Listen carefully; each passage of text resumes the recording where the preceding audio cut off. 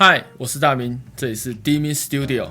最近我会来聊聊我的舞台经验，还有这几年在教学上学生所遇到的困难与解决方法，同时也把经验分享给你，希望对正在吹口琴的你有帮助。今天我们要来讲贝斯口琴的滑音。在演奏滑音这个技巧之前，你要对贝斯口琴的基本的音阶还有操作有一定的熟练度，这样你在练习的时候才不会觉得困难很多。一开始我发现这个技巧的时候，是因为我听大量的流行乐，在流行乐里面，通常电贝斯手在演奏一些低音线条的时候，会加入部分的装饰。那滑音这个东西，就是在这个装饰的内容之一。我们从比较高的音，然后滑到你的目标音，比较高的起始音，然后滑到你要到的那个目标音去，这样会让这个句子听起来增添了一点绚丽的色彩，然后也不会让这个低音的乐器永远都只有在演奏低音，听起来会比较丰富、比较精彩一些。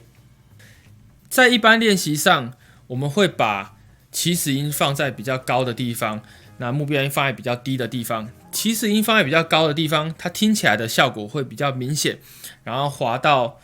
目标音比较安定的感觉。如果谱上没有特别写说你要从哪个音走到哪个音，那我个人的习惯，我会从你的目标音往上算高八度的位置，然后往下滑。在练习的时候，你要特别注意，你不要吹太慢，你不要吹太慢，或者是你中间的经过的音吹太大声，这样这两个都是非常不好的，而且会让你的主角，就是你的目标音失去它的焦点，会让你中间的杂音变得非常的明显，这样都是不好听的。第一个片段是我2021年把茄子蛋的《浪子回头》这首曲子改成口琴五重奏的形式。那第一段电吉他 solo 结束之后，要进入下一段，我让贝斯加入一个滑音，代表前一段的结束，也代表进入下一段比较激烈的段落的开始。吹给大家听。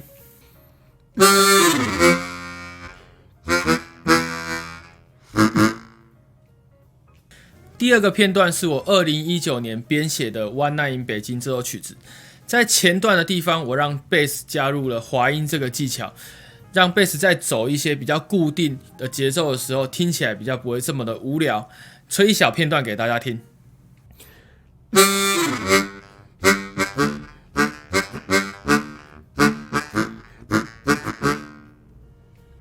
以上就是这次分享的贝斯口琴滑音技巧。